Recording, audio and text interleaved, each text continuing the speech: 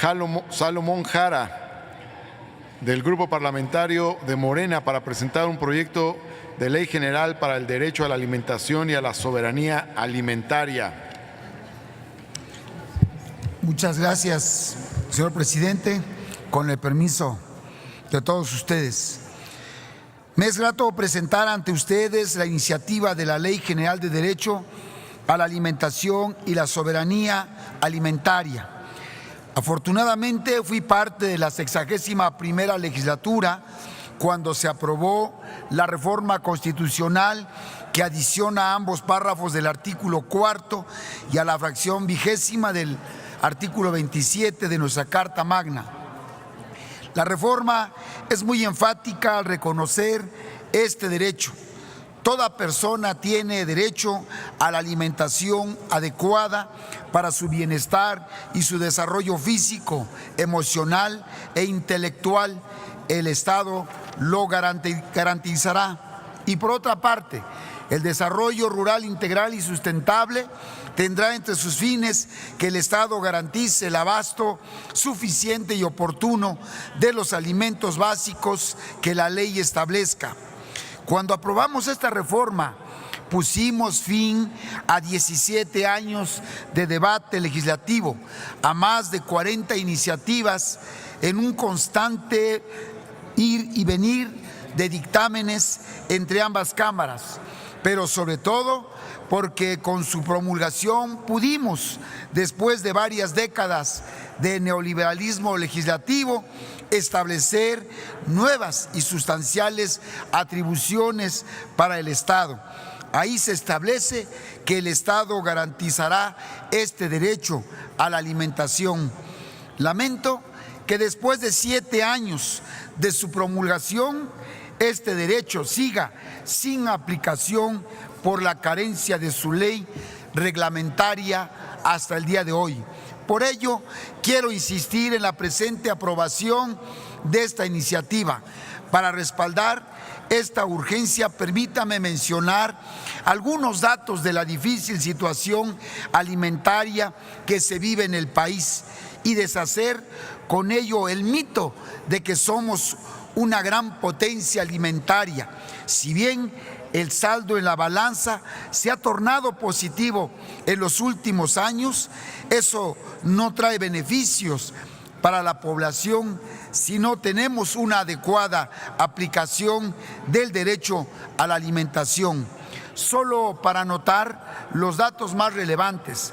Primero, el año pasado importamos 16.3 millones de toneladas de maíz en grano, constituyéndonos el país que más importa este producto, que es originario de nuestro territorio. Con ello nos constituimos en el país que más importa alimentos en el mundo, ya que el país se convirtió en el grano con más producción y consumo. Según datos del INEGI en México, existen 58 millones de mexicanos en condiciones de pobreza. De acuerdo con los datos de la Auditoría Superior de la Federación, las importaciones de alimentos significan ya el 42% del consumo nacional total de alimentos. Las importaciones por productos significan que importamos el 95% de soya que consumimos, el 98% del arroz, el 55% del maíz, el 63% de trigo, el 30% del frijol, el 40% de la carne de res y puerco y el nada honroso primer lugar como importador de leche en polvo. Segundo, tenemos el primer lugar en obesidad y sobrepeso en el mundo, con las consecuencias en la salud que se presentan a tal grado que hace unos meses la Secretaría de Salud decretó una emergencia sanitaria sobre diabetes, quizás la única emergencia que no se debe a plagas, epidemias o contagios, como estábamos acostumbrados, sino al tipo de alimentos que consumimos, a tal grado de que se han multiplicado los casos de diabetes, hipertensión y demás males cardiovasculares. No olvidemos que la salud, como siempre, va de la mano de la buena alimentación. Lo que es verdaderamente preocupante, que el 40% de nuestros niños vean afectados su futuro por la obesidad si no hacemos nada al respecto, pues la presencia prolongada de obesidad en la niñez predice que esos niños tendrán menos nivel de vida adulta, ya que la comida chatarra sigue siendo un grave problema para la niñez. Tercero, ocupamos el primer lugar mundial en consumo de refrescos, llegando al grado de ingerir 180 litros per cápita de estos líquidos. Son las empresas dueñas de las marcas y su publicidad las causantes de la obesidad y los problemas de salud en nuestro país, de tal forma que en los lugares más recónditos y alejados del país, donde no hay agua, existen los refrescos que todos conocemos. Cuarto, somos grandes importadores de desechos alimentarios, tales como cebos, vejigas, trozos de carne, pancita, hígados, patas, pescuezos, estómagos, pellets, grasas, a tal grado que entran al país 6.350.000 toneladas de esos productos. El 16% de productos que importamos son desechos, con un importe de 61.037 millones de pesos, cantidad superior a todo el gasto productivo que nuestro país destina a la producción de alimentos. En resumen, significa que cada mexicano se come 50.7 kilogramos per cápita por año de desperdicios y desechos importados mezclados en quesos, lácteos, productos procesados y comida chatarra. Esto es 5 veces más del consumo per cápita de frijol en México. Quinto, constituimos el corredor migratorio más grande del mundo.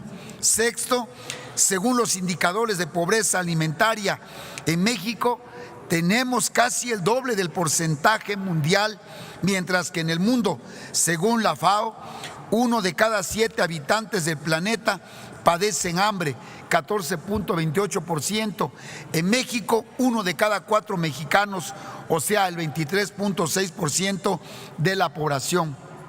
El hambre, pues, tiene un claro rostro rural, en donde 20 de los 28 millones de mexicanos considerados en pobreza alimentaria viven en el campo y en más de 190,000 comunidades rurales con una población menor a 5,000 habitantes, donde viven 32.4 millones de personas. El 50% de ellas viven en poblaciones menores de 1,000 habitantes. Existen razones bien fundamentadas para argumentar que se requieren políticas públicas alimentarias para combatir dos grandes contrasentidos que el modelo agroimportador se ha impuesto en nuestro país. Uno de ellos, que ahora gastamos más en importar alimentos que en producirlos, ya que en el 2014 las importaciones agroalimentarias significaron 27.560 millones de dólares, o sea, 476.236 millones de pesos, monto que es 8.5 veces mayor que el presupuesto ejercido como gasto productivo en nuestro país.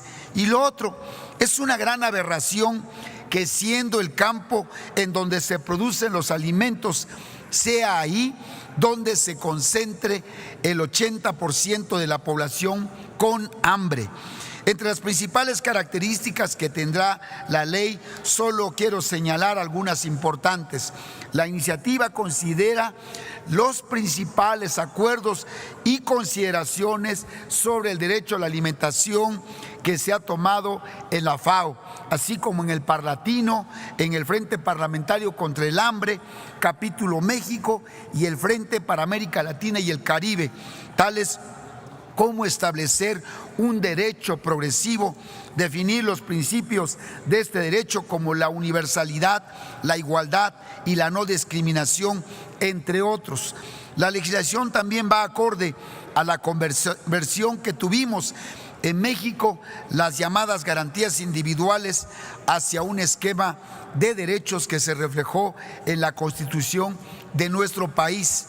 Y en la iniciativa también se incorpora lo que históricamente se ha reconocido al derecho a la alimentación como un derecho humano, considerado como un derecho fundamental y básico para la conservación y desarrollo de vida, tal y como se establece en el Pacto de los Derechos Económicos, Sociales y Culturales que reconocen todas las naciones de la tierra, y es la Carta Fundamental de Constitución de las Naciones Unidas. Se incorporan también algunas recomendaciones de los acuerdos internacionales para solucionar el problema alimentario, tales como la Cumbre de la Alimentación realizada en 1996 en Roma, los objetivos del milenio suscritos en el año 2000, los objetivos para el desarrollo sustentable suscritos en el 2015, que entre sus 17 destaca su meta número 2, que plantea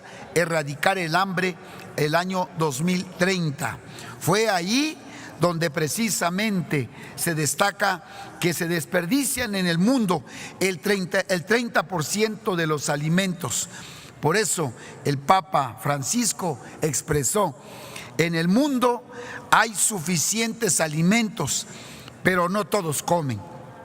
Por ello, hoy propongo incorporar las siguientes 4 políticas públicas para su posterior implementación en los programas y sus reglas de operación. 1. Promover y favorecer con los programas públicos la producción social y local de alimentos. Esto significa cambiar el paradigma y la perspectiva de que será el mercado internacional quien nos dé la solución a las crisis que no den la crisis alimentaria, lo que permitirá recuperar formas y modelos de producción local que faciliten que la producción familiar, multimodal, multifuncional y campesina produzcan sus propios alimentos. Y 2, apoyarse en la organización social para la autosuficiencia alimentaria. Realizar una conversión del gasto asistencial, que actualmente es la mayoría, hacia el gasto productivo.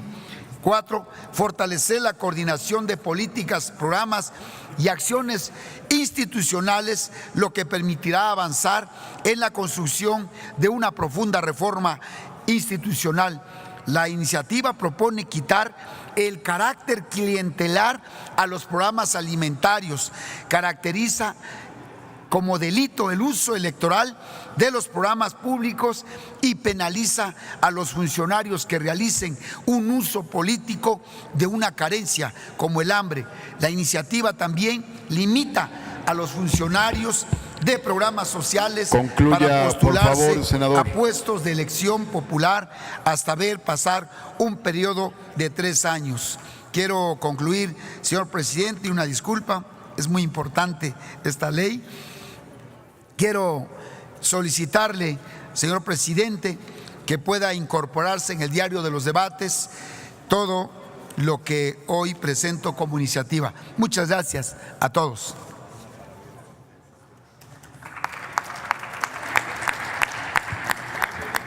Gracias, senador. Túrnese a las Comisiones Unidas de Agricultura, Ganadería, Pesca y Desarrollo Rural y de Estudios Legislativos.